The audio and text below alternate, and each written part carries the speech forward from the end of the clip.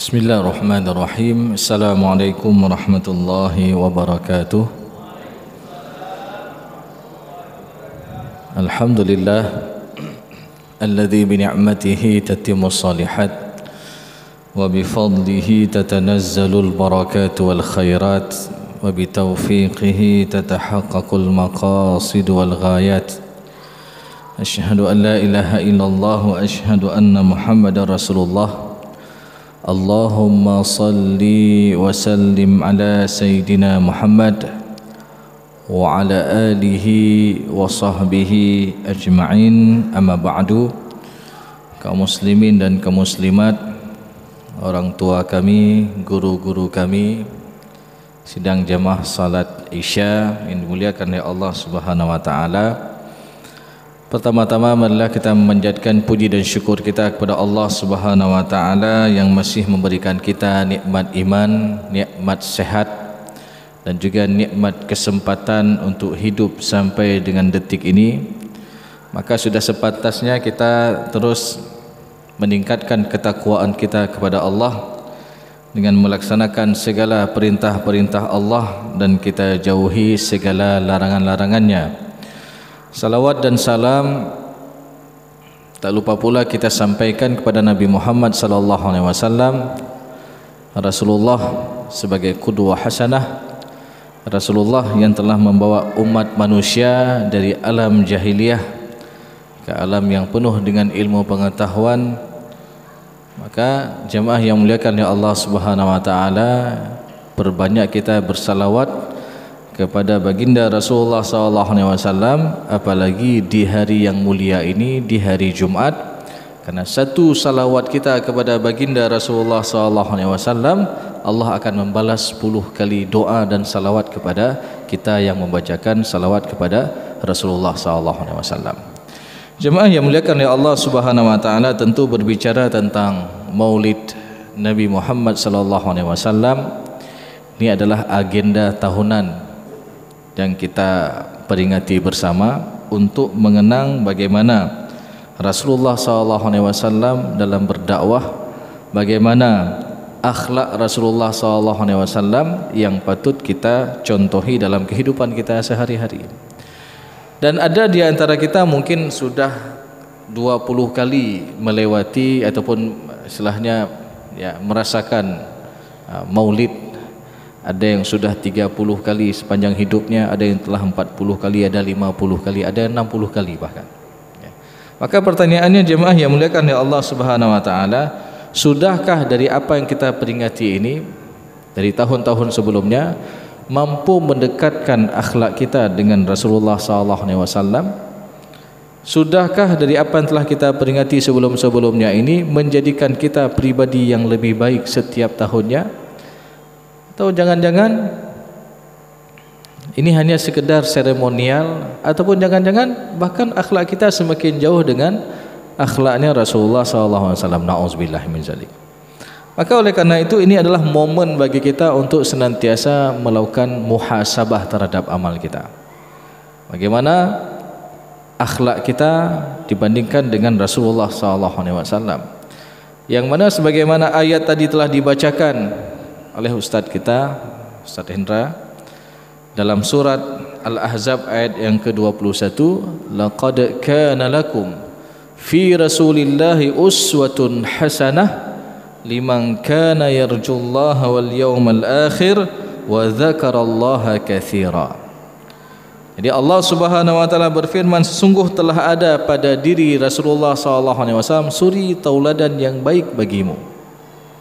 Di Allah Subhanahu wa taala seakan-akan ingin melihat bahwasanya atau ingin memberitahukan kepada kita kalau melihat akhlak itu adalah ada pada diri Rasulullah SAW. Dan akhlaknya Rasulullah SAW tidak hanya bagus di luar. Nah, mungkin ada sebagian daripada orang kita mengatakan, oh kalau di luar itu bagus, kalau di dalam banyak masalah, ya. Maka hal ini pernah ditanya oleh salah seorang sahabat Rasulullah SAW langsung kepada Aisyah radhiyallahu anha. Ya Aisyah radhiyallahu anha, Bagaimana akhlak Rasulullah SAW? Yang kami ketahui akhlak Rasulullah di luar itu sangat luar biasa. Sehingga sahabat ini tanya langsung kepada Aisyah radhiyallahu anha. Lalu apa jawaban daripada Aisyah radhiyallahu anha? Aisyah mengatakan bahwasanya akhlak Rasulullah itu adalah kana khuluquhul Quran. Di akhlak Rasulullah itu adalah Al-Quran.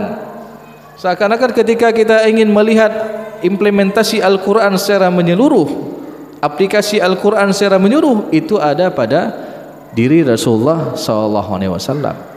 Seakan-akan Al-Quran yang berjalan di atas muka bumi sallallahu alaihi wasallam. Maka oleh karena itu jemaah yang muliakan oleh Allah Subhanahu wa taala, kita yang hari ini coba kita renungkan, dan setidaknya coba kita perhatikan dari akhlak Rasulullah SAW yang akan kita contohkan beberapa contoh dari akhlak baginda Rasulullah sallallahu alaihi wasallam. Yang pertama jemaah yang muliakan oleh Allah Subhanahu wa taala, dalam sebuah riwayat disebutkan bahwasanya akhlak Rasulullah SAW ataupun di antara akhlak Rasulullah SAW adalah beliau sangat menjaga perasaan orang lain. Nah, jadi ini daripada akhlak Rasulullah SAW. Jadi Rasulullah sangat menjaga perasaan orang lain, tidak mau menyakiti hati orang lain.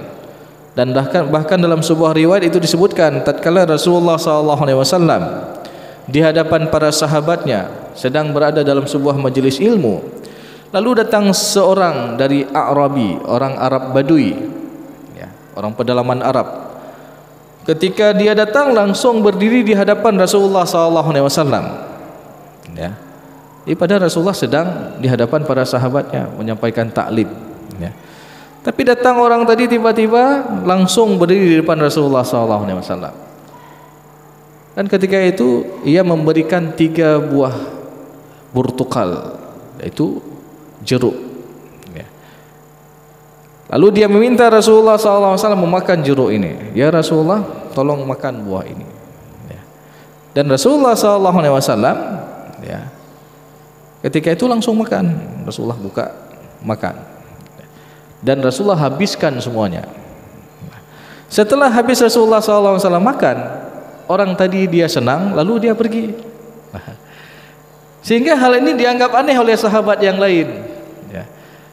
Lalu salah seorang sahabat bertanya, ya Rasulullah, ini enggak seperti biasa ya Rasulullah. Biasa kalau ada 1 butir kurma saja itu bagi-bagi, ada keberkahan untuk para sahabat. Ini ada 3 buah burtukal, 3 buah jeruk, langsung Rasulullah habiskan semuanya, tidak dibagi sedikit pun kepada para sahabat. Ya. Kenapa demikian ya Rasulullah? Ya. Lalu apa kata Rasulullah SAW? Iya, sengaja saya habiskan buah burtukal tadi, ya, karena jikalau saya berikan kepada kalian, niscaya tatkala kalian memakannya, raut wajah kalian itu akan berubah karena masam. Jadi sampai seperti itu Rasulullah menjaga, ya, perasaan orang lain. Karena kalau diberikan kepada salah seorang sahabat misalkan, tentu nanti dia pasti akan merasa masam. Tentu ini akan menyakiti hati orang yang memberikan buah-buahan tadi. Ya. Dan ini daripada akhlak Rasulullah SAW, menjaga perasaan orang lain. Kemudian jemaah yang muliakan oleh Allah Subhanahu wa taala, tentu juga di antara akhlak Rasulullah SAW yang coba kita aplikasikan dalam kehidupan kita sehari-hari adalah dengan suka memaafkan kesalahan orang lain. Jadi Rasulullah SAW orangnya sangat suka memaafkan, tidak dendam, ya, dan lain sebagainya. Dan ini pernah terjadi dalam sebuah riwayat disebutkan tatkala Rasulullah SAW menemui ada seorang Yahudi buta yang meminta-minta di sudut pasar kota Madinah. Jadi orang Yahudi ini dia buta, nggak bisa lihat, dia meminta-minta. Ya. Tetapi di mulut orang Yahudi tersebut dia selalu mencaci maki Rasulullah. Dia bilang, oh nggak ada, Nabi Muhammad itu pendusta, Nabi Muhammad itu ahli syair dan lain sebagainya. Nah, hal ini langsung didengar oleh Rasulullah SAW. Dan ketika itu Rasulullah tidak marah. Bahkan Rasulullah SAW sayang, kasihan dengan orang tersebut.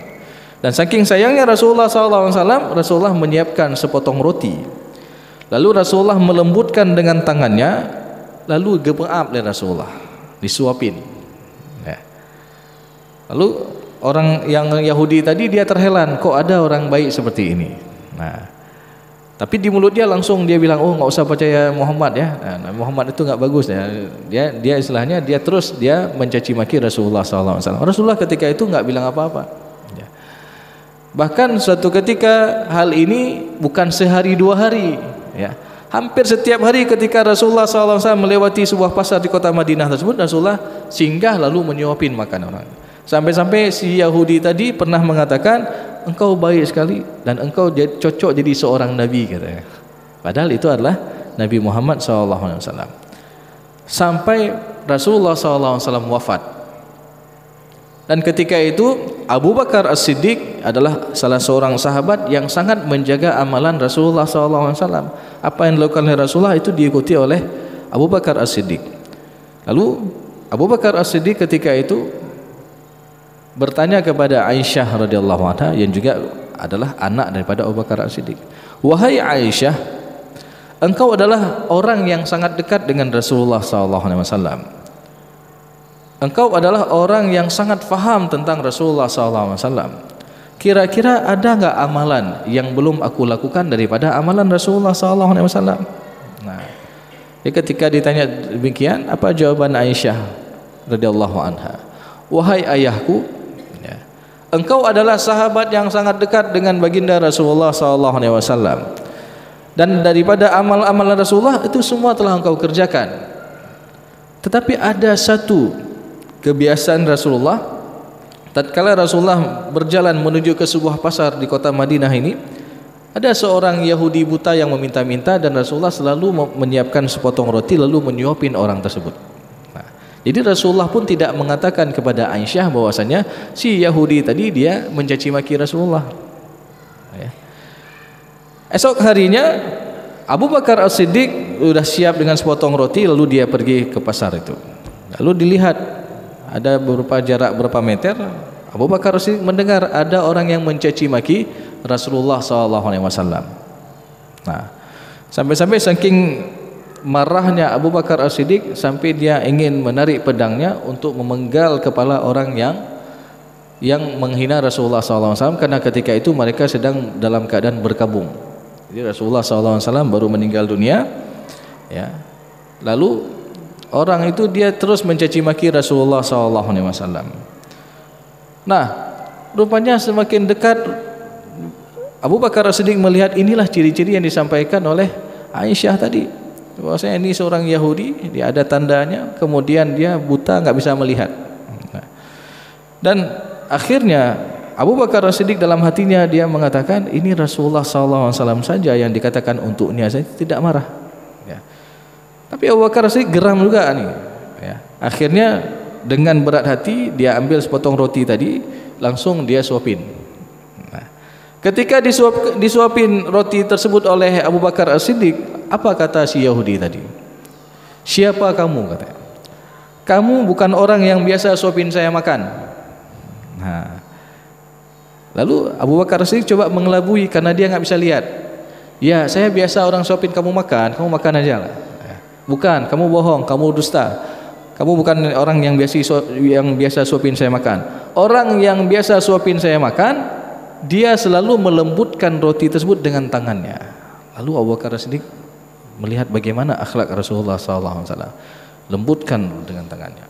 Akhirnya Abu Bakar As-Siddiq pun mengakui bahwasanya, ya saya adalah teman dari orang yang biasa suapin kamu makan, dan ia telah wafat meninggal dunia. Dan dia adalah orang yang selalu kamu caci maki adalah baginda Rasulullah SAW. Nah, ketika mendengar itu, apa yang terjadi? Si Yahudi tadi menangis sejadi-jadinya sampai dia akhirnya mengucapkan 2 kalimat syahadat. Dengan apa? Karena akhlak Rasulullah SAW. Jadi keburukan dibalas dengan kebaikan. Dan apa yang dicontohkan oleh Rasulullah SAW diikuti oleh para sahabat-sahabatnya, diikuti oleh para tabi'in, para tabi'in, dan diantaranya adalah Imam Hasan Al-Basri. Dalam sebuah riwayat disebutkan Imam Hasan Al-Basri pernah suatu ketika didatangi oleh satu orang ke rumahnya. Wahai Imam, si fulan telah mengatakan untukmu ini dan ini. Maknanya ada orang datang mengadu kepada Imam Hasan Al-Basri bahwasanya ada orang yang mencemarkan nama baik Imam Hasan Al-Basri. Ya, ada orang yang menjelekkan nama Imam Hasan Al-Basri. Lalu ketika itu Imam Hasan Al-Basri enggak langsung marah. Ya. Beda dengan kita hari ini. Kalau kita ada masuk misalkan WhatsApp, oh si fulan udah bilang untuk kamu ini, kita langsung marah. Ya. Di kondisi ini tidak. Imam Hasan Al-Basri bahkan beliau tidak marah. Beliau pergi ke belakang rumahnya, lalu beliau ambil sebuah piring, lalu beliau isi dengan buah-buahan terbaik. Lalu kata Imam Hasan Al-Basri kepada orang datang tadi, tolong berikan buah-buahan yang terbaik ini kepada orang yang telah mengatakan untukku. Sehingga makin heran lagi dia. Wahai Imam, dia telah mencemarkan nama baikmu, dia telah menjelek-jelekkan namamu ya wahai Imam. Enggak apa-apa. Saya enggak bisa balas sebagaimana yang dia lakukan ke saya. Tolong berikan buah-buahan ini kepada orang tadi. Karena saya teringat kepada sebuah hadis Rasulullah SAW yang mana Rasulullah SAW pernah mengatakan di hari akhir nanti di sana ada orang-orang yang merugi, ada orang-orang yang muflis, orang-orang yang bangkrut. Siapa itu orang yang bangkrut? Kata Rasulullah SAW, al-muflisu min ummati ya'ti yaumal qiyamati bi salatin wa siyamin wa zakah. Orang yang bangkrut dari umatku di hari akhir nanti, mereka banyak bawa pahala salat, mereka banyak bawa pahala puasa, mereka banyak bawa pahala zakat, pahala umrah, pahala dan lain sebagainya daripada amal saleh. Intinya dia secara hablum minallah bagus sekali. Rajin salat, rajin puasa, rajin zakat, rajin bersedekah, rajin pergi haji, pergi umrah dan lain sebagainya. Intinya secara hablum minallah jroh dah orangnya. Tetapi ketika dilihat secara hablum minan nas, kata Rasulullah, qad syatama hadza wa qadhafa hadza wa akala mala hadza wa daraba hadza wa safaqa dama hadza. Dia suka buat kezaliman-kezaliman. Dan di antaranya ada 5 bentuk kezaliman dalam hadis tersebut, yang mana 5 bentuk kezaliman ini hampir setiap hari kita lihat, hampir setiap hari kita baca di media-media kita, dan ini terjadi di sekitar kita. Apa 5 bentuk kezaliman itu? Yang pertama, ada orang yang suka buat keributan dengan orang lain. Yang kedua, ada orang yang suka memfitnah orang lain, menyebarkan berita hoax dan lain sebagainya. Yang keempat, ada orang yang suka memakan harta orang lain dengan korupsi, mengambil harta saudaranya dan lain sebagainya. Yang keempat, ada orang suka pukul-pukul, ya, ribut-ribut sampai pukul-pukul, tawuran dan lain sebagainya. Dan yang terakhir, ada yang sampai permasalahan tumpah darah, pembunuhan dan lain sebagainya. Dan ini hampir setiap hari kita dengar 5 bentuk kezaliman ini.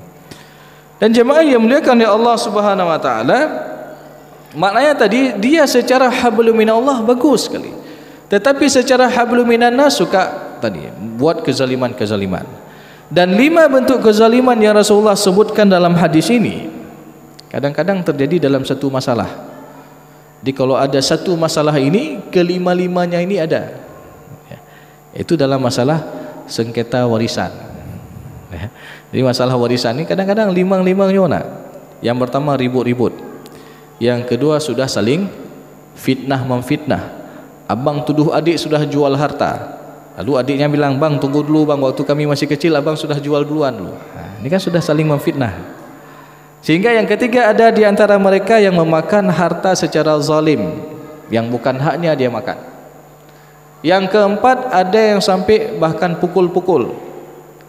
Beberapa waktu yang lalu ada kejadian, ya, ribut masalah harta warisan, sampai-sampai adiknya tampar kakaknya, ya, karena ribut masalah warisan. Nah, kakaknya karena sudah berkeluarga, ada suami, nggak tahan juga, ya, akhirnya lapor lagi ataupun dia lapor polisi. Pada ujungnya yang adiknya laki-laki tadi akhirnya sempat dipenjara karena masalah ini. Kan kita kira kan konyol kali ini, ya. Cara masalah warisan padahal kita bicara tentang masalah nikmat, tapi bisa jadi sampai ke urusan ke penjara, ya. Maka tadi sampai pukul-pukul, dan na'udzubillah ada yang sampai tumpah darah karena masalah ini. Kebetulan semalam saya diminta untuk mediasi kasus masalah faraid, ya, di mana kasus ini ribut, ya, sempat ribut ini. Yang ribut ini bukan anak-anak muda lagi, sudah tua-tua. Yang satu umur 60-an, yang satu umur 58 tahun.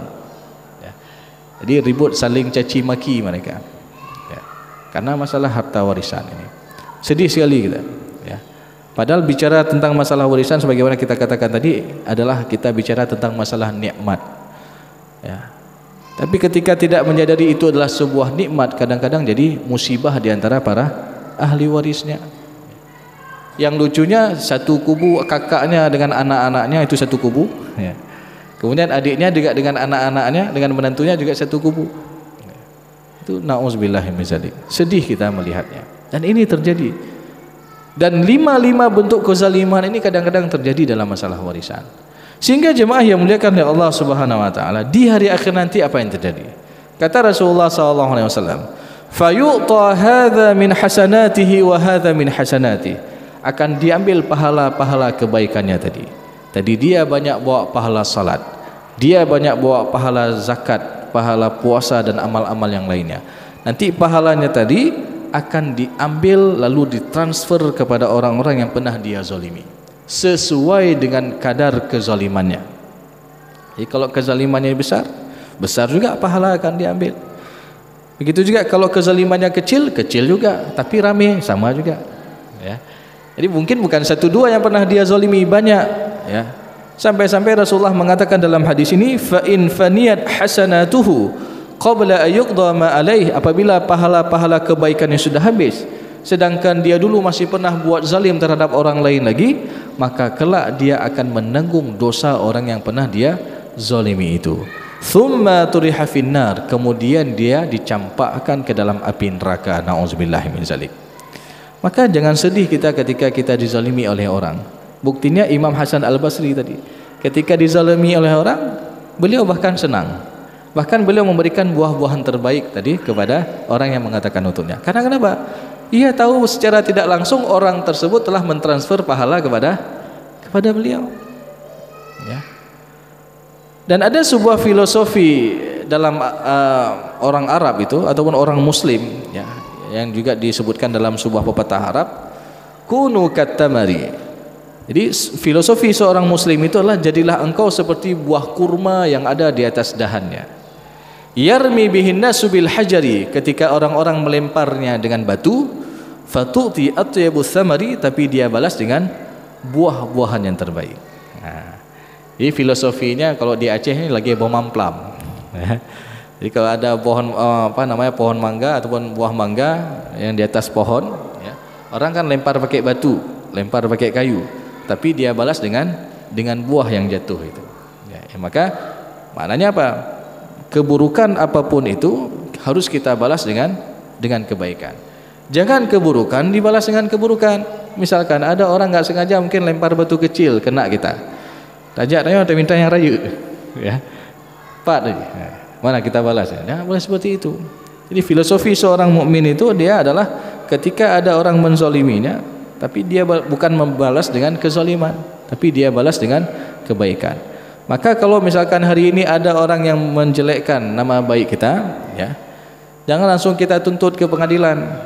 Besok kita antar satu rantang lontong misalnya, ya, sebagaimana Imam Hasan Al-Basri tadi, ya. Kira-kira bisa enggak kita lakukan ini jemaah yang muliakan oleh Allah SWT? Memang ini berat, tapi inilah akhlak yang dicontohkan oleh Rasulullah SAW. Dan juga di antara akhlak Rasulullah SAW yang lainnya adalah bahwasanya Rasulullah tidak pernah dendam, wal afina anin nas, dan bahkan suka memaafkan kesalahan orang lain.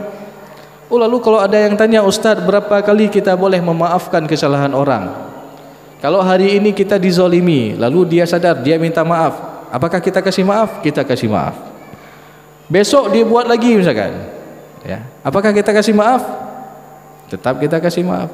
Oh, lusa dibuat lagi misalkan, itu dah Jumaah loh, ya, sudah 3 kali ini betul-betul, ya. Maka tetap harus kita kasih maaf. Sampai berapa kali Ustaz? Sampai tak terhingga. Karena pernah Rasulullah SAW ditanya oleh salah seorang sahabat, ya Rasulullah, kam na'fu an khadim, berapa kali kita boleh memaafkan pembantu kita, bawahan kita, budak-budak kita? Ketika ditanya itu Rasulullah SAW diam. Diulang kedua kalinya, ya Rasulullah kam na'fu an khadim. Rasulullah juga diam. Sampai 3 kali, ya Rasulullah kam na'fu an khadim. Lalu apa jawaban daripada Rasulullah SAW? A'fu anhu 70 marrah fi kulli yawm. Berikanlah maaf untuknya 70 kali setiap harinya. Subhanallah. Jadi kita harus ada stok maaf 70 kali, bukan 1 bulan, ya. 70 kali itu stok satu hari. Sehingga secara logika ada nggak orang, misalkan ada orang berbuat kesalahan kepada kita sampai 70 kali dalam sehari, ya. Mungkin paling banyak mungkin cuma 10 kali ataupun 15 kali, ya, dalam 1 hari, ya. Ini kita disuruh kasih maaf sampai 70 kali dalam sehari. Maknanya apa?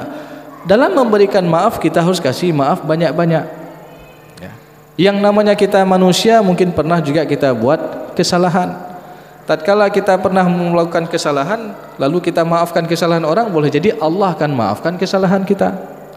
Wallahu yuhibbul muhsinin, dan Allah mencintai orang-orang yang berbuat kebaikan. Maka oleh karena itu jemaah yang muliakan oleh Allah Subhanahu wa taala, jangan sampai kita ada dendam, ya. Karena kalau sudah dendam itu akan jadi penyakit hati. Jangankan kita lewat depan rumahnya, ya. Kadang-kadang orang ketika lewat depan rumahnya buang muka, padahal apa salah rumahnya, ya. Oh, kalau kita lihat misalkan ada kendaraannya di luarnya yang pas tipak ban Honda aja, ya. Ini kalau sudah jadi penyakit hati, ya. Kalau sudah dendam jadi penyakit hati. Tetapi ketika kita saling memaafkan, kita sudah plong. Maka ini yang dicontohkan oleh Rasulullah SAW. Dan itu juga termasuk salah satu ciri-ciri orang-orang yang bertakwa yang berkaitan secara hablum minan nas. Jadi ada juga takwa yang secara hablum minan nas. Jadi takwa itu bukan hanya kita salat, puasa, zakat dan lain sebagainya. Oke, itu memang bagian takwa. Karena takwa ada takwa berkaitan secara hablum minallah dalam hal ibadah-ibadah kita kepada Allah. Ya, kita salat, puasa, zakat dan lain sebagainya. Tapi juga ada ketakwaan yang secara hablum minan nas. Dari mana kita tahu? Di dalam surat Ali Imran ayat 133 134 Allah Subhanahu wa taala berfirman, wasari'u ila maghfiratin min rabbikum wa jannatin arduha as-samawati wal ardu u'iddat lil muttaqin. Allah suruh kita bersegera menuju kepada ampunan Allah, yang mana Allah telah mempersiapkan syurga seluas langit dan bumi. Untuk siapa Allah persiapkan syurga seluas langit dan bumi? Ya, sebagaimana kita lihat luas hari ini langit dan bumi, gitu juga Allah akan mempersiapkan syurga seluas langit dan bumi. Untuk siapa? U'iddat lil muttaqin, untuk orang-orang yang bertakwa. Lalu siapa yang dimaksud orang-orang yang bertakwa dalam ayat ini? Lalu Allah jelaskan semua ciri-cirinya. Yang pertama apa?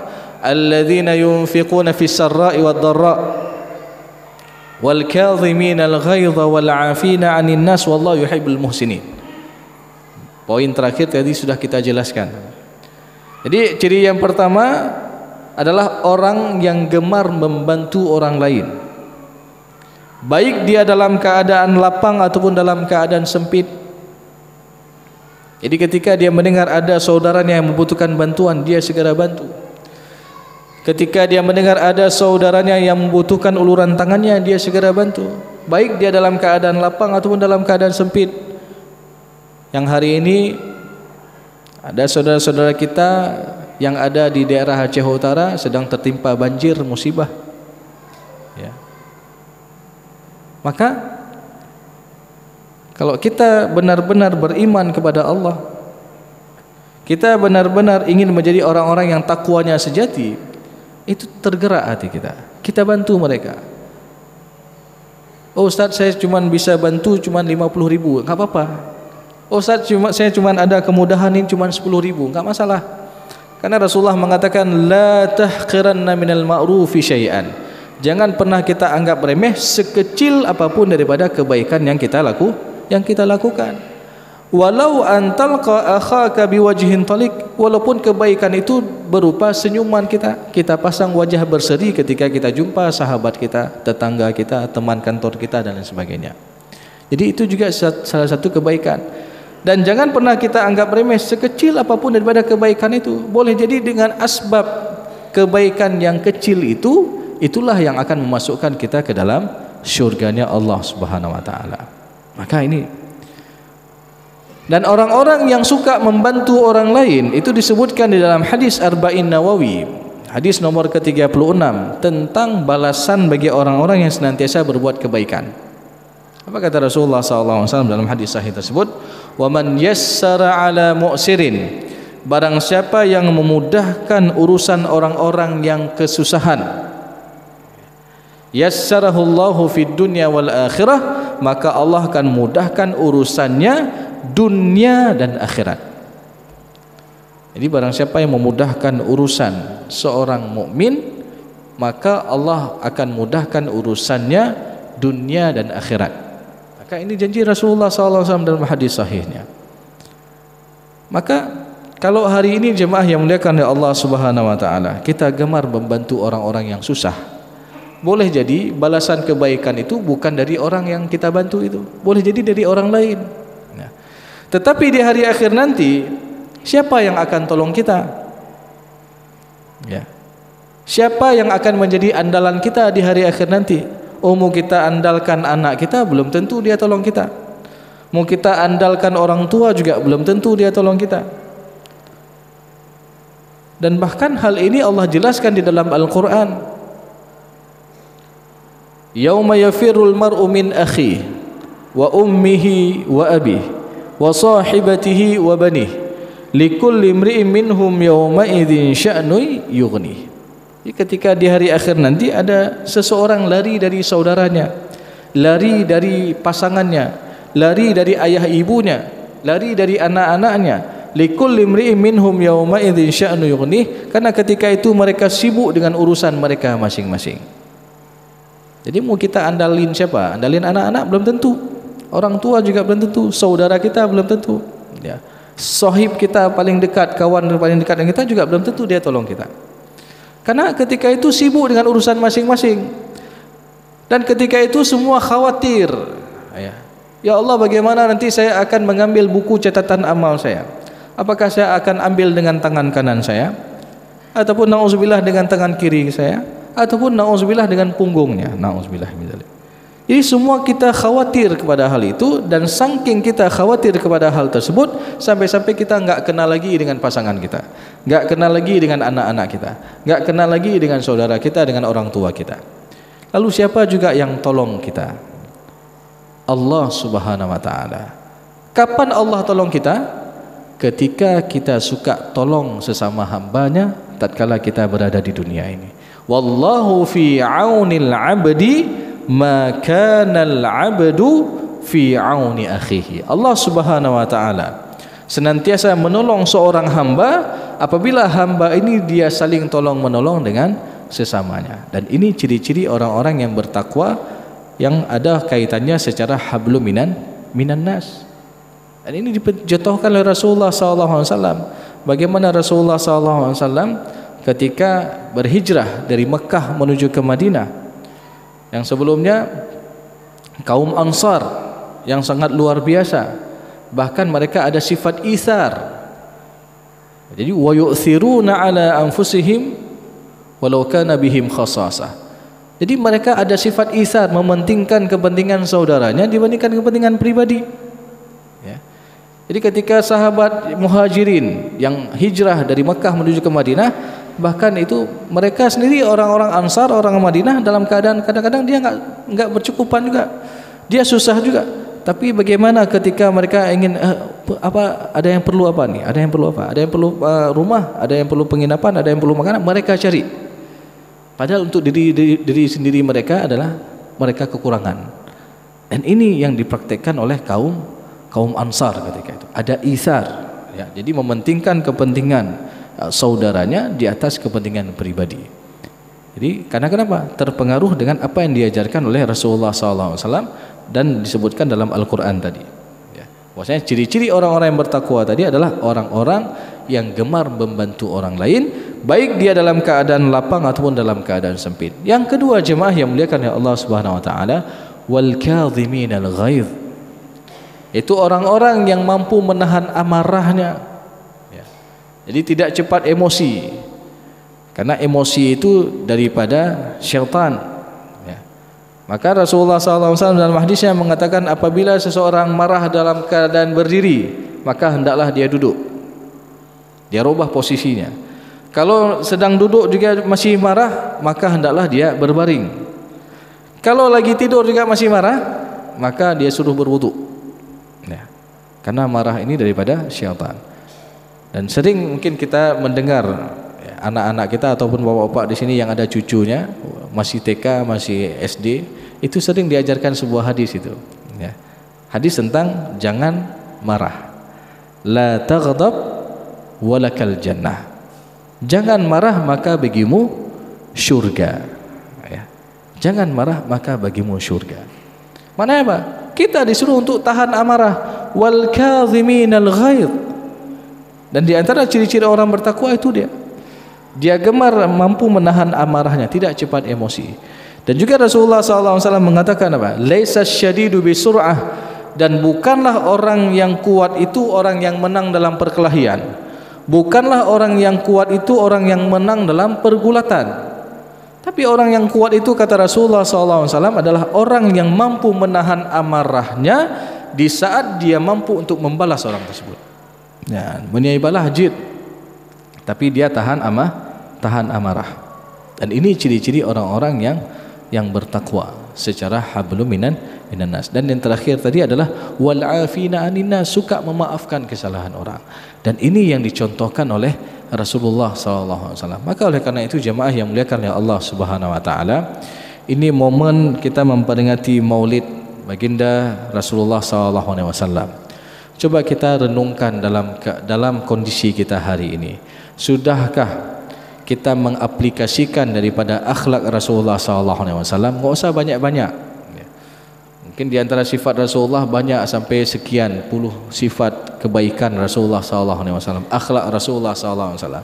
Paling tidak kita targetkan misalkan untuk tahun ini, coba kita ambil 3 saja.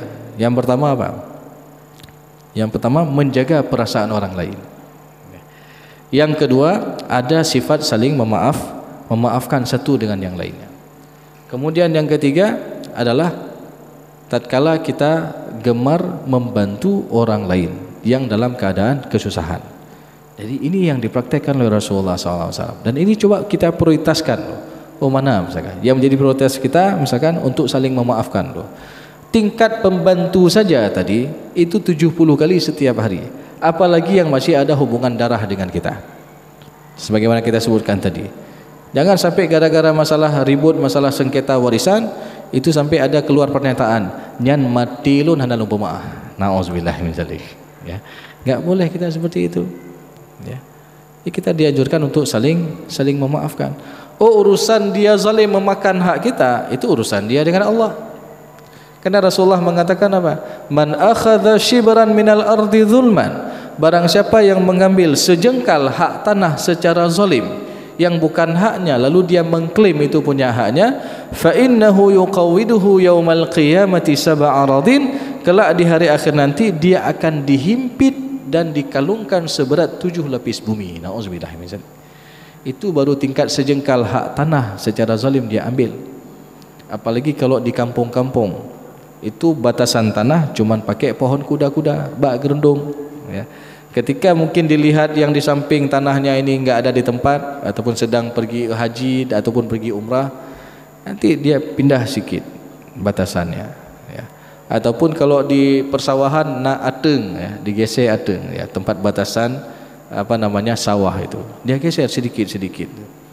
Sehingga ini ketika dia mengambil hak tanah secara zalim sejengkal saja, di hari akhir nanti dia akan dihimpit dan dikalungkan seberat 7 lapis bumi.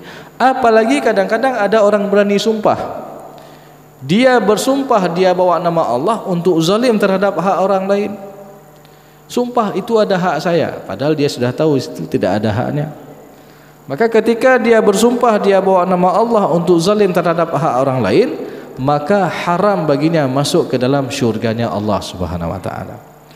Bahkan Rasulullah SAW pernah mengatakan dalam hadisnya, innakum takhtasimuna ilayya, kalian bersengketa di hadapanku. Lalu Rasulullah mengatakan wa innakum wa inna ba'dukum alhana bi ba'd, dan boleh jadi ada di antara kalian itu pintar dalam berargumentasi, pintar dalam ngomong, pintar dalam mengungkapkan alasan, ya. Dan boleh jadi Rasulullah SAW memutuskan sesuai yang Rasulullah dengar. Sehingga kata Rasulullah, fa in qadaitu lahu min haqqi akhihi syai'an fala ya'khudhu, dan jikalau aku memutuskan perkara ini sehingga memenangkan untuknya dan dia tahu di sana tidak ada haknya, maka hendaklah dia jangan mengambilnya. Karena itu seakan-akan Rasulullah SAW telah memberikan sepotong daripada bongkahan api neraka untuknya. Karena dia sudah tahu di sana bukan hak dia, tapi dia ambil juga. Maka ini coba kita contohkan akhlak Rasulullah SAW. Jangan sampai kita semakin kita merayakan ataupun memperingati Maulid ini, tapi akhlaknya enggak ada pengaruh. Tapi akhlaknya semakin jauh daripada Rasulullah SAW. Maka ini momen kita untuk terus melakukan muhasabah. Dan orang-orang yang mau melakukan muhasabah terhadap dirinya, orang-orang yang mau melakukan perbaikan terhadap dirinya, inilah termasuk orang-orang yang pintar, ya. Mungkin kalau ditanya sama kita, siapa itu orang pintar? Kita akan menjawab, oh, orang pintar itu orang yang juara di kelasnya, ya. Oh, orang yang pintar itu orang yang memiliki IPK 4 di perkuliahannya, ataupun orang yang pintar itu dia memiliki IQ yang tinggi misalnya. Maka kalau kita definisikan orang pintar seperti itu, maka ini enggak adil. Kenapa enggak adil? Maka orang yang diberikan IQ biasa-biasa saja, apakah dia enggak bisa meraih derajat orang-orang yang pintar? Maka dalam Islam, jemaah yang dimuliakan oleh Allah Subhanahu wa taala, setiap kita bisa meraih derajat orang-orang yang pintar asalkan kita mau saja. Sehingga Rasulullah mengatakan al-kayyisu man dana nafsahu wa amila lima ba'dal maut. Orang yang pintar itu, orang yang cerdas itu, kata Rasulullah, adalah orang yang mau melakukan muhasabah terhadap dirinya. Setelah dia tahu kekurangan-kekurangannya, setelah dia mengetahui kesalahan-kesalahannya, dia beristighfar kepada Allah, wa amila lima ba'dal maut, lalu dia beramal saleh untuk hari setelah kematian. Dia beramal saleh untuk hari yang kekal abadi, dan dia beramal saleh untuk hari yang tiada manfaat harta dan juga anak-anaknya, melainkan amal kebaikan yang pernah dia kerjakan selama dia hidup di dunia. Maka orang-orang yang ingin mengikuti suri tauladan Rasulullah SAW adalah mereka yang mengharapkan, yang pertama rahmat Allah, yang kedua adanya hari akhir, ya. Jadi orang-orang yang mengetahui pada diri Rasulullah itu ada suri tauladan, siapa mereka? Ya. Jadi orang-orang yang ingin mencontohi akhlak Rasulullah adalah orang yang pertama mengharapkan rahmat Allah, dan yang kedua dia mengharapkan adanya hari akhir, karena dia tahu orientasinya adalah bukan dunia. Orientasi orang-orang beriman itu adalah akhirat. Yang namanya dunia ini hanya sementara. Berapa lama kita hidup di dunia? 60, 70, 100, ya. Dan bahkan Rasulullah mengatakan dalam hadis sahihnya, a'maru ummati ma baina sittin wa sab'in. Umur umatku rata-rata 60 sampai 70 tahun. Wa qalilun may yajuzu dzalik, dan sangat sedikit yang lebih daripada 70 tahun. Maka kalau kita renungkan, jemaah yang muliakan ya Allah Subhanahu wa taala, kalau hari ini kita sudah berada di umur 60 tahun misalkan. Misal sehari semalam selama yang telah kita lewati itu, kita tidur saja 8 jam. Tidur malam 8 jam. Berarti kalau kita hari ini sudah berumur 60 tahun, ketika dikalkulasi 8 jam sampai 60 tahun, itu kurang lebih hampir 20 tahun kita menghabiskan untuk tidur saja. Jadi sepertiga kehidupan kita ini adalah tidur. Ini disebutkan dalam kitab Ihya Ulumuddin Imam Al-Ghazali, ya. Jadi 60 tahun kita diberikan jatah hidup, kalau kita habiskan 8 jam untuk tidur saja, berarti 20 tahun untuk tidur saja. Jadi sepertiga kehidupan kita ini adalah tidur. Maka bisa enggak tidur kita jadi ibadah? Bisa. Bagaimana tidur kita jadi ibadah? Kita lakukan amalan-amalan sunnah sebelum tidur. Kita berwudu dulu sebelum tidur. Lalu kita baca salawat, kita baca doa-doa zikir sebelum tidur, dan kita baca doa tidur. Lalu kita niatkan, ya Allah, saya ingin bangun tengah malam untuk salat tahajud. Walaupun kita tertidur sampai dengan waktu subuh, apa kata Rasulullah? Kutiba lahu ma nawa, maka dia mendapatkan pahala apa yang telah dia niatkan. Sehingga tidur kita pun jadi ibadah. Luar biasa. 20 tahun bisa jadi ibadah. Tidurnya bukan tidur sia-sia, tidur ibadah. Karena apa? Karena niat tadi. Jadi karena niat ini bisa merubah amalan biasa menjadi ibadah. Ya. Maka jemaah yang muliakan oleh Allah SWT tidak hanya itu. Lalu Imam Al-Ghazali mengatakan kalau misalkan seorang bekerja 8 jam sehari semalam, dia menghabiskan waktu 8 jam untuk kerja saja. Berarti dari umurnya 60 tahun misalkan, 20 tahun dia habiskan untuk kerja saja. Maka pertanyaannya, bisa nggak kerja kita itu bisa jadi ibadah? Bisa. Tidak ada yang sia-sia bagi seorang mukmin ketika dia meluruskan niatnya. Sehingga ketika dia bekerja, dia berniat, ya Allah saya bekerja ini untuk mencari nafkah yang halal untuk keluarga saya, ya Allah. Sehingga apa yang dia kerjakan ini, kerjaan dia ini juga bernilai ibadah di sisi Allah Subhanahu wa taala. Coba bayangkan 20 tahun kita kerja itu dianggap sebagai ibadah. Jadi ini penting juga kita luruskan niat sehingga enggak sia-sia daripada umur yang telah kita lalui ini. Sehingga jemaah yang muliakan oleh Allah Subhanahu wa taala, memang singkat sekali hidup ini. Jadi orientasi orang-orang yang beriman kepada Allah Subhanahu wa taala adalah orientasi akhirat. Karena dia tahu bahwasanya hidup yang abadi itu bukan di dunia, tapi di hari akhir nanti. Ya, maka kita perbanyak bekal kita. Maka tadi Rasulullah katakan bahwasanya orang yang pintar itu, orang yang cerdas itu adalah orang yang mau melakukan muhasabah terhadap dirinya. Setelah dia tahu kekurangan-kekurangannya, setelah dia mengetahui kesalahan-kesalahannya, dia beristighfar kepada Allah, wa amila lima ba'dal maut, lalu dia beramal saleh untuk hari setelah kematian. Dia beramal saleh untuk hari yang kekal abadi, dan dia beramal saleh untuk hari yang tiada manfaat harta dan juga anak-anaknya, melainkan amal kebaikan yang pernah dia bina selama dia hidup di dunia. Maka oleh karena itu jemaah yang muliakan oleh Allah Subhanahu wa taala, ini sekali lagi momen kita untuk terus muhasabah terhadap amal-amal kita, terhadap akhlak-akhlak kita. Apalagi kondisi hari ini sudah krisis akhlak, krisis kejujuran, krisis amanah dan lain sebagainya.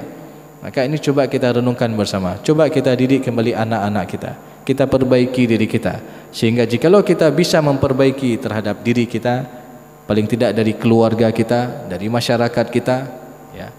Sehingga tatkala dia membiasakan dirinya dengan kebiasaan yang baik, insyaallah Allah Subhanahu wa taala akan mewafatkan kita dalam keadaan terbaik dan dalam keadaan husnul khatimah nantinya. Amin ya rabbal alamin. Makanya sekali lagi marilah sama-sama dalam momen memperingati Maulid Nabi Muhammad SAW kita introspeksi akhlak kita. Kita juga terus melakukan muhasabah terhadap amal-amal kita, akhlak kita, sehingga hari demi hari tentu kita coba perbaiki menjadi hari yang lebih bagus daripada hari kemarin. Karena juga Rasulullah mengatakan orang yang sukses, orang yang beruntung adalah orang yang hari ini lebih bagus daripada hari kemarin. Oh, kalau orang hari ini sama dengan hari kemarin, itu dianggap orang yang rugi. Bahkan ada lebih parah lagi, orang yang hari ini lebih buruk daripada hari kemarin, itulah orang-orang yang celaka. Nauzubillah min dzalik. Maka teruslah kita istiqamah untuk kebaikan-kebaikan. Mudah-mudahan ketika kita bisa istiqamah untuk kebaikan dengan akhlak yang baik, insyaallah sekali lagi kita akan diwafatkan dalam keadaan terbaik. Dan mudah-mudahan kita yang malam ini berkumpul di masjid yang dimuliakan oleh Allah Subhanahu wa taala ini, mudah-mudahan kita semua akan dikumpulkan kelak di dalam syurga Jannatun Naim nantinya. Amin ya rabbal alamin. Demikian yang dapat saya sampaikan. Mudah-mudahan ini semua bisa menjadi ilmu yang bermanfaat dan bisa kita amalkan dalam kehidupan kita sehari-hari. Untuk memberkati Cara kita pada malam berbahagia ini adalah sama-sama kita memohon doa kepada Allah Subhanahu wa taala. Na'udzubillahi minasyaitonir rajim. Bismillahirrahmanirrahim. Alhamdulillahi rabbil alamin hamdan yuwafi ni'amahu wa yukafi'u mazidah. Ya Rabbana lakal hamdu kama yanbaghi li jalali wajhikal karimi wa 'azimi sultanik. Allahumma salli wa sallim ala sayyidina Muhammad wa ala alihi wa sahbihi ajma'in. Allahumma ahsin aqibatana fi umuri kulliha wa ajirna min khizyid dunya wa adzabil akhirah.